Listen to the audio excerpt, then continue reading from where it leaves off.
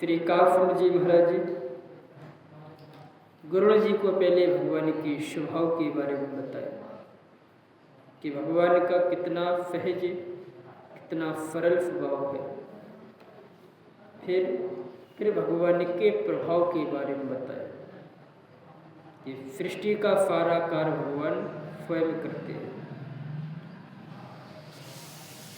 जब भगवान के स्वभाव और प्रभाव को दोनों को गरुड़ जी महाराज ने सुना तो गरुड़ जी महाराज बड़े प्रसन्न।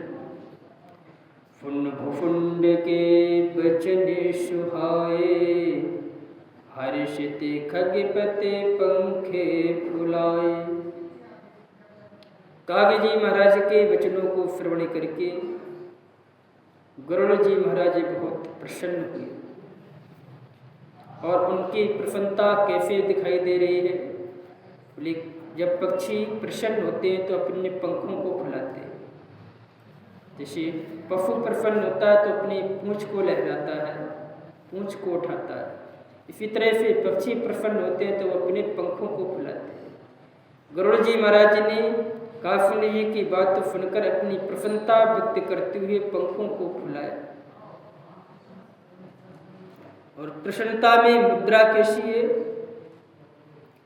नयन नीर, नेत्रों में नीर है।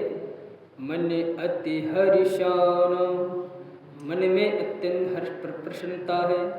श्री रघुपते प्रताप उरयान, भगवान का जब हृदय में प्रताप होता है तो मन में एक सहज प्रसन्नता होती है। परिस्थिति कोई भी हो पर हृदय में भगवान का विश्वास है, हृदय में भगवान का भरोसा है तो सहज मन में प्रसन्नता होती है। ऐसे नहीं कि प्रसन्नता का वातावरण उपस्थित हो तब मन में प्रसन्नता हो। ये प्रकृति जन्य प्रसन्नता नहीं। जो जिसका भगवान के हृदय में भरोसा उसका सहज हर परिस्थिति में मन प्रसन्न रहता, जैसे हनुमान जी महाराज का। और नयन नीर मन अति हर्षाना, श्री रघुवीर प्रताप उरनाना। और नेत्रों में आंसू रहते हैं, मन में प्रसन्नता रहती है। किसके? बोले जो भगवान के प्रताप को अपने हृदय में धारण करता है। नेत्रों में आंसू होने का मतलब ये नहीं कि वो दुखी है। दुखी है तो प्रसन्नता का कहने की कोई बात नहीं थी। नेत्रों से आंसू गिरने का मतलब है एक तो इतनी प्रसन्नता होती कि प्रेम से नेत्रों में आंसू रहते हैं। और आगे कह रहे पाछल मोहे समुझे पछताना, ब्रह्म अनादि मनुज कर माना। गरुड़ जी महाराज भगवान के प्रताप को समझ गए और भगवान के स्वभाव को समझ गए तो क्या कह रहे हैं? कह रहे कि हे विष्णु, मैं अब अपने पहले मोह को अज्ञान को समझता हूँ तो पश्चाताप होता है। किस बात का? कि राम जी परम ब्रह्म परमात्मा हैं, उनको मैंने मनुष्य माना। ये मैंने बहुत बड़ी गलती की, ये हमारी अज्ञानता के कारण है। पुन पुन कागे चरण सिर नावा, जाने राम सम प्रेम बढ़ाओ। पक्षीराज गरुड़ जी पक्षियों के राजा हैं, लेकिन आज बोले काकफुंड जी महाराज के चरणों में बार बार प्रणाम कर रहे हैं। काकफुंड जी महाराज ने कहा, प्रभु आप तो हमारे स्वामी हैं और सेवक के चरणों में स्वामी का मस्तक नहीं होता, सेवक के लिए तो स्वामी की आज्ञा होती, आप ऐसा क्यों कर रहे? तो क्या कहा गरुड़ जी ने? बोले सेवक स्वामी तो हम बाद में हैं, लेकिन आप राम जी के समान हैं हमारे लिए, तो अर्थात आप साधु हैं। आपने इतना सुंदर दिव्य ज्ञान दिया, सुंदर भगवान की कथा श्रवण कराई, हमारे अज्ञान को नष्ट किया। जान राम सम प्रेम बढ़ावा। तुम पक्षियों इस बात को समझकर हम प्रणाम नहीं कर रहे, बल्कि आप राम जी के प्रिय हो, इस नाते से हम आपको बार बार प्रणाम कर रहे हैं। यही भक्त का, जो पवित्र भक्त होते उन्हीं की यही पहचान होती है। कौन? बोले जो भक्त होते हैं वो राम जी से तो प्रेम करते हैं, भगवान से तो प्रेम करते हैं। बोले भगवान के साथ साथ भगवान के जो भक्त हैं उनसे भी प्रेम करते हैं। यही तो भक्ति की पहचान है। भगवान की साथ साथ जिन्हें अगर भक्त भगवान के प्रिय नहीं है, इसका मतलब अभी उन्होंने भक्ति को समझा नहीं है। वाल्मीकि महाराज कहते हैं, राम भगत प्रिय लागे जेई, तेहि उरे बसो सहत बैदेही। राम जी से कहते हैं कि प्रभु आपकी भक्त से जो प्रेम करता है उसके हृदय में आप जानकी के सहित विराजमान हो, और पूजे तुम्हें सहित परिवारा, मंत्र राज नित्य जपे तुम्हारा। भगवान का परिवार क्या है? भगवान की सेवक ही भगवान का परिवार है। अगर भगवान की आराधना करना है तो भगवान के साथ साथ भगवान के भक्तों की भी सेवा करनी होगी, तब भगवान की भक्ति बोले प्रफुल्लित होगी, प्रसन्न होगी। और भगवान भी कहते बोले हमारी सेवा करने से हम प्रसन्न तो होते हैं, पर उतने प्रसन्न नहीं होते जितनी प्रसन्न बोले भक्तों की सेवा करने से हम प्रसन्न होते। मानत सुख सेवक सेविकाई, सेवक वैर वैर यतिकाई। भगवान की प्रसन्नता का सबसे बड़ा कारण है भक्तों की जो सेवा करते हैं उनसे भगवान सहज प्रसन्न होते हैं। और इसी बात को गरुड़ जी महाराज कहते हैं कि हम राम जी की आप प्रिय हो इसलिए हम आपको प्रणाम कर रहे। वैसे तो हम राजा हैं, आप हमारी प्रजा, आप हमको प्रणाम करेंगे, लेकिन जान राम समदेहि असीफा। केवट के लिए, केवट से सब दूरियां बनाते थे, लेकिन जब से राम जी ने केवट को अपना बना लिया तब से सब केवट से प्रेम करने लगे। इसी तरह से गरुड़ जी महाराज पक्षी, श्री काकफुंड जी महाराज पक्षियों में चंडाल हैं, लेकिन राम जी के इसी नाते से सभी उनको, बड़े बड़े हंस लोग भी, परम हंस सब उनको प्रणाम कर रहे। गरुड़ जी महाराज भी उनको बार बार प्रणाम कर रहे। और क्या कह रहे हैं? बोले आप केवल राम जी के प्रिय ही नहीं, हमारे लिए तो आप गुरु के समान हैं। गुरु के समान ही नहीं बल्कि आप हमारे गुरु हैं। और अगर गुरु को प्रणाम नहीं किया, गुरु का सम्मान नहीं किया, गुरु कौन? बोले जो हमारे अज्ञान रूपी अंधकार को नष्ट करे उसी का नाम है गुरु। गु माने होता अंधकार, रू माने प्रकाश। जो अंधकार से प्रकाश की ओर ले जाए उसी का नाम है गुरु है। और हम अज्ञान रूपी, मोह रूपी अंधकार में पड़े थे, आपने अपने ज्ञान और कथा रूपी प्रकाश से हमको प्रकाशित कर दी, इसलिए आप हमारे गुरु। और सिद्धांत कहता है गुरु बिन भव निधि तै न कोई, जो विरंचि शंकर सम होई। बिना गुरु के कोई भवसागर से पार नहीं हो सकता है। चाहे वो ब्रह्मा जी की समान सामर्थ्य वाला हो या फिर शंकर जी के समान सामर्थ्य वाला हो। इतनी सामर्थ्य प्राप्त करने के बाद भी हम भवसागर से पार नहीं जा सकते। कब तक? बोले जब तक गुरु कृपा नहीं हो। गुरु बिन भवनिधि तरे न कोई, जो विरंच शंकर सम होई। इसका मतलब है श्री भगवान ने, गुरुदेव भगवान को इतना पावर दे रखा है कि जब तक गुरुदेव भगवान की कृपा नहीं होगी तब तक भवसागर से पार नहीं। हाँ, हम अपनी योग्यता से, अपने प्रेम से भगवान को प्राप्त कर सकते हैं, लेकिन भवसागर से, भवसागर से पार जाना तो गुरु कृपा चाहिए। हम कथा सुनकर, नाम जाप करके, प्रेम उत्पन्न करके भगवान को तो प्राप्त कर सकते हैं, लेकिन भगवान को प्राप्त करके भी हम भवसागर से पार नहीं जा सकते। ऐसा नहीं कि हमने भगवान को प्राप्त कर लिया तब तुम भवसागर से पार हो गए, नहीं। ये कोई गारंटी नहीं है कि भगवान को हम प्राप्त हो गए तो हम भवसागर से पार हो गए। देखो भवसागर क्या है?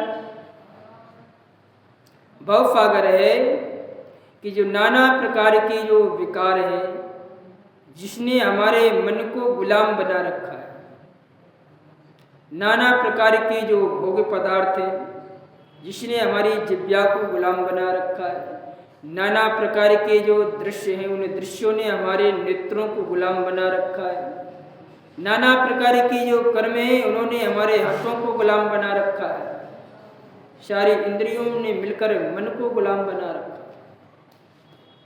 इस गुलामी से केवल और केवल गुरुदेव भगवान ही बचा सकते हैं और कोई नहीं निकाल सकता। देखो भगवान ने सुंदर शरीर दिया, मन दिया, बुद्धि दी, इंद्रियां दी, सब कुछ दिया, लेकिन भगवान ने सब कृपा करके दिया, पर इन इंद्रियों से हमें करना क्या है इस बात का ज्ञान केवल गुरुदेव भगवान दे सकते हैं। भगवान ने इंद्रियां देकर, मन देकर, बुद्धि देकर, शरीर देकर इस संसार में हमको भेजा है, पर इस मन को, इस शरीर का, इस इंद्रियों का हमें उपयोग कैसे करना है इस बात की समझ बोले गुरुदेव भगवान की कृपा से प्रकट होती है। जब तक गुरुदेव भगवान की कृपा नहीं होगी तो इस मन का हम उपयोग नहीं बोले दुरुपयोग करेंगे, इन इंद्रियों का हम उपयोग नहीं दुरुपयोग करेंगे, इस शरीर का हम उपयोग नहीं दुरुपयोग करेंगे। भगवान ने शरीर दिया पर इसका उपयोग हम कैसे कर सकते हैं? जब गुरुदेव भगवान कृपा करेंगे तब इस शरीर का उपयोग होगा। तो इसलिए बिना गुरुदेव भगवान की इसे संसार सागर से हम पार नहीं जा सकते। संसार सागर मतलब विषयों में आसक्ति होना, इन आसक्तियों से मुक्त होना। गुरुदेव भगवान क्या करते हैं? अगर हमारी दृश्यों में देखने में आसक्ति है, किसी सुंदरता को देखने में, किसी वस्तु विशेष को देखने में बड़ी बड़ी बड़ी रुचि रहती है, देखें कहाँ क्या हो रहा है, तो गुरुदेव भगवान क्या करते हैं बोले उन नेत्रों को संसार से हटाकर भगवान की ओर मोड़ देते हैं। तो बोले जो अभी तक संसार की सुंदरता नेत्र देख रहे थे उन नेत्रों को भगवान की सुंदरता में लगा दिया, तो बोले नेत्र मुक्त हो गए गुलामी से। बोले सुंदर सुंदर भोजन चख चख कर पाने की आदत है, तो गुरुदेव भगवान ने क्या किया बोले सब भगवान का भोग लगाकर पवाने की आज्ञा दे दी। अब वही पाएंगी जो भोग लगा सकते, नियम दे दिया कि बिना ठाकुर जी को भोग लगाए कुछ पाना नहीं है। अब हम वही पाएंगे जिसका ठाकुर जी को भोग लग सकता है, वो ठाकुर जी को वही सात्विक भोजन का भोग लगेगा, वही हम पाएंगे। किसी को सुनने की बीमारी है कि इधर उधर से सुनते रहे, तो उन्होंने कथा सुनने के लिए लगा दिया। तो गुरुदेव भगवान क्या करते बोले हमारी गति को मोड़ देते। अभी हम संसार की ओर दौड़े चले जा रहे अपनी इंद्रियों को घोड़ों में बंधे हुए, और गुरुदेव भगवान क्या करते जो इंद्रियों के घोड़े हैं उनको संसार की ओर से हटाकर भगवान की ओर दौड़ा देते हैं। बस यही गुरुदेव भगवान करते, इसी से हमारा उद्धार हो जाता है। वैसे प्रेम के कारण हम भगवान को तो प्राप्त कर सकते हैं पर भवसागर से पार नहीं। जैसे नामदेव जी महाराज जिन्होंने अपने प्रेम के बल से भगवान को अपने अधीन कर लिया। 3 वर्ष के बालक नामदेव जी जब देखते अपने नाना को कि नाना शालिग्राम भगवान की बड़े सुंदर ढंग से पूजा करते हैं, तो इनके मन में भी आता कि हम भी भगवान की पूजा करें। पर जैसे ही पूजा करने के लिए जाते नाना कहते चलो अभी खेलो जाकर, अभी नहीं करना। लेकिन एक दिन नामदेव बड़ी हट पकड़ गए कि नहीं हम भी पूजा करेंगे। तो क्या हुआ, उनके नाना ने एक छोटे से पत्थर को उठाया और कहा यही तुम्हारे शालिग्राम भगवान, इन्हीं को पूजा करो। अब तो नामदेव जी महाराज उन्हीं की पूजा करने लगे। लेकिन एक दिन नामदेव जी ने श्री अपने नाना के भगवान को देखा, बोले हमारे भगवान छोटे हैं, तुम्हारे भगवान बड़े, हमें तो अब इसी वाले भगवान की पूजा करनी है। तो कुछ दिन बाद संयोग बना कि नाना जी को जाना था कहीं बाहर 3 दिन के लिए। तो नामदेव जी से कहा कि कल से तुम ठाकुर जी की पूजा करना। तो नामदेव जी बड़े प्रसन्न हुए, बोले कि फर्क तरक्की, बोले पूजा में अगर कोई कमी रह गई तो 3 दिन बाद आएंगे, तो फिर हम तुमको पूजा का अधिकार नहीं देंगे। अगर ठाकुर जी की तुमने मन से पूजा की तो हमने ठाकुर जी तुम्ही को दे देंगे, फिर तुम्ही पूजा पाठ करो। नाना जी चले गए बाहर, नामदेव को पूजा सौंप दी। अब नामदेव भगवान की सुंदर स्नान कराया, तुलसी दल चढ़ाया, चंदन लगाया, तेल लगाया, भगवान की सुंदर परिक्रम, भगवान की सेवा की। अब बड़े उनकी मैया ने बढ़िया दूध गैया का ओटा और दूध ओट कर लाए और ठाकुर जी के सामने पधरा दिया, तुलसी दल छोड़ दिया, पर्दा लगा दी और बाहर खड़े हो गए। थोड़ी देर बाद जाकर देखा कि कटोरा दूध का ज्यों को त्यों भरा रखा है। नामदेव जी सोचने लगे भगवान ने आखिर दूध पिया क्यों नहीं, लगता कोई गलती हो गई। हाँ अच्छा मिश्री डालना भूल गए, तो मिश्री लेकर आए, मिश्री डाल दी उसमें, मिश्री को बढ़िया से घोला, दूध को दोबारा औंट कर चढ़ाया, फिर भोग लगाया। फिर थोड़ी देर बाद देखा कि फिर भी भगवान ने दूध नहीं पिया, तो सोचने लगे अब कौन सी गलती होगी। तो सोचा हो सकता है कि दूध अभी कच्चा रहा हो, तो फिर खूब औंट के दूध को गाढ़ा कर दिया। फिर दोबारा तीसरी बार भोग लगाया, लेकिन देखा कि फिर भी ठाकुर जी ने दूध को और उगा नहीं। तो नामदेव जी बड़े चिंता में हो गए, क्या करें। इसी प्रक्रिया करते करते सुबह से शाम हो गई और ठाकुर जी ने दूध नहीं पिया। और नामदेव जी ने भी संकल्प कर लिया कि जब तक ठाकुर जी दूध नहीं पिएंगे तो हम भी नहीं पिएंगे। एक दिन बीता, दूसरा दिन बीता, इसी तरह से तीसरे दिन की बात अब कि सुबह नाना जी आने वाले हैं। अब नामदेव की चिंता होगी कि ठाकुर जी तो दूध पी नहीं रहे, और जब नाना जी को पता लग, ठाकुर जी बताएंगे कि हमने दूध नहीं पिया तो हमारी पूजा पाठ सब बंद हो जाएगी। अब नामदेव जी बड़े चिंता में। फिर सुबह दूध ओटा बढ़िया मिश्री डालकर भगवान के सामने भोग लगाया, हाथ जोड़कर विनती की कि प्रभु आज दूध पान कर लो, देखो आपने नहीं पिया तो हमने भी 2 दिन से कुछ नहीं पिया, कुछ नहीं खाया, दूध आरोग लो, नहीं तो हमारे नाना जी हमको पूजा नहीं करने देंगे। लेकिन नामदेव जी ने खूब प्रार्थना की पर भगवान सुन ही नहीं रहे। अब नामदेव जी ने कहा ऐसे नहीं मानेंगे, बोले एक तलवार ले आए और तलवार को अपने गर्दन पर रखा और कहा देखो दूध पीते हो तो बताओ, नहीं पीते हो तो हम अभी मरे जा रहे। और जैसी तलवार अपने गर्दन पे रखी, मारने के लिए तैयार हुए, तैसे भगवान प्रकट हो गए। एक हाथ से नामदेव जी का हाथ पकड़ा और दूसरे हाथ से दूध का कटोरा, बोले देखो नामदेव हम दूध पी रहे। और फिर तो रोज नामदेव जी के हाथ से भगवान मांग मांग कर दूध पीते थे, रोज भगवान नामदेव जी की साथ में खेलते थे। तो कहने का मतलब इतने अच्छे भक्त हुए नामदेव जी महाराज। पर एक दिन की बात, नामदेव जी महाराज संत मंडली के साथ में एक संत के यहाँ गए, जहां पर मुक्ताबाई जी थी, ज्ञानदेव जी की बहन। तो जो भक्त थे वो कुम्हार जाति के थे, उनके यहाँ घड़े बनते थे। तो वे सभी महात्मा वहाँ पर बैठे हुए थे। तो जो थापी होती है मटके को देखने के लिए कि कच्चा मटका है कि पका मटका है, ठोक ठोक कर फिर देखा जाता है। तो मुक्ताबाई जी ने चाचा से पूछा, कुमार चाचा से, चाचा इसका थापी का क्या होता है। बोले इससे पता लगता है कि कौन सा मटका कच्चा है, कौन सा मटका पका हुआ है। तो मुक्ताबाई जी ने कहा यहाँ भी तमाम मटके बैठे हैं महात्मा रूपी, भी इनमें चेक करें कौन असली महात्मा है कौन नकली महात्मा है। तो क्या किया मुक्ताबाई जी ने, वो एक थापी ली, सब महात्माओं की पीठ पर मारना प्रारंभ कर दी। कोई महात्मा ने कोई जवाब नहीं, सब पीठ पर थापी खाते गए, किसी ने कुछ नहीं कहा। और जैसे नामदेव जी की पीठ पर उन्होंने थापी मारी तो नामदेव जी तुरंत डांट पड़े, क्यों पगली है कि हमको क्यों मार। मुक्ताबाई बोले अरे का चाचा जी, बोले कच्चा घड़ा मिल गया, सब महात्मा पक्के हैं लेकिन यही घड़ा कच्चा है। नामदेव जी ने तो वहाँ तो कुछ नहीं कहा। शाम को आए विठल भगवान के पास और नाराज होकर खड़े। भगवान बोले नामदेव जी क्या हुआ। बोले भगवान एक बात बताओ, कच्चे भक्त हैं कि पक्के भक्त हैं।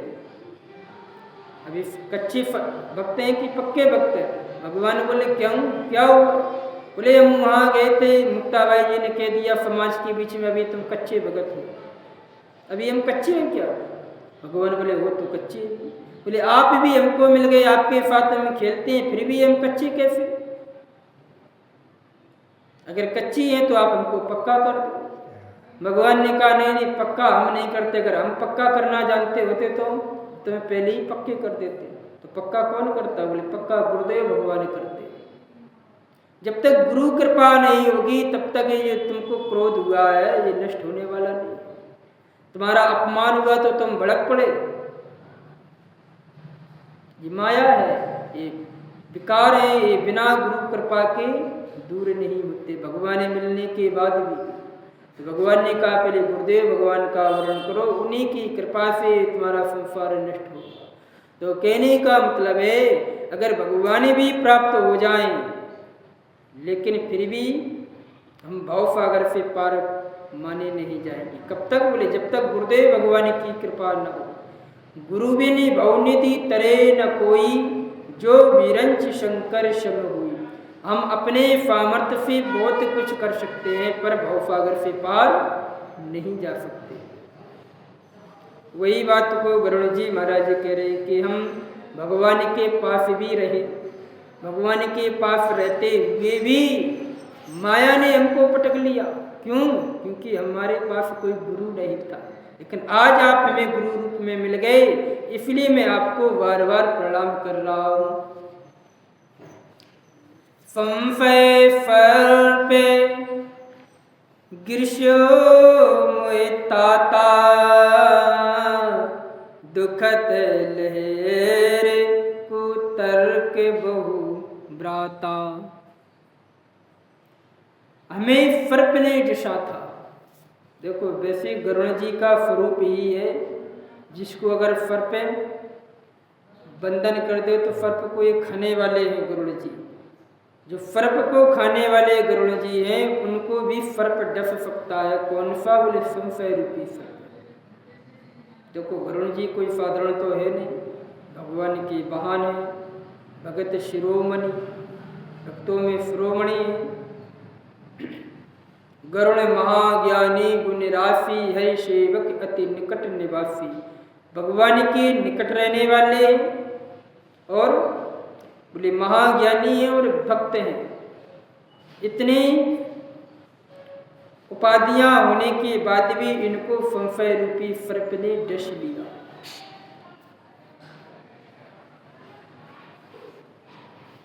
और जब सर्प डसता है तो लहर आती है व्यक्ति को, जिनको सर्प डसता है उसको लहर आती है।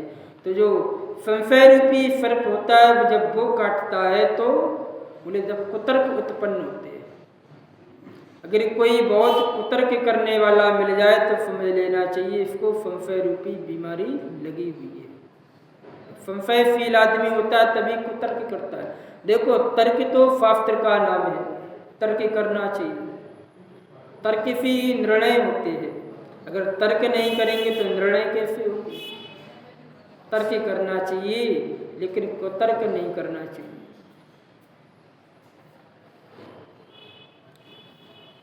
गरुण जी महाराज कहते हैं कि हमको संशय रूपी सर्प ने काट लिया और हम कुतर्क करने लगे। लेकिन आपके जब दर्शन किए तो स्वरूप गारुणी रघुनायक, मोहे जियायो जन सुखदायक। जैसे किसी को सर्प काटता है तो सर्प को झाड़ने वाले लोग मिल जाते, सही कर देते हैं। इसी तरह से संशय रूपी सर्प ने हमको काटा, लेकिन राम जी ने कृपा करके आपके हमको दर्शन करा दिए, जिससे हमारा संशय दूर हो गया। तो प्रसाद ममे मोए नशावा, राम रहे से अनुपम जाना। आपकी कृपा से मेरा मोह नष्ट हो गया, मैंने राम जी के अनुपम रहस्य को भी जान लिया है। ताय प्रशंसे विविधि विधि फीफनाई कर जोर, बचन विनीत सप्रेम मृदु बोले गरुणे बोरे ताए प्रशंसे विविधि विधि।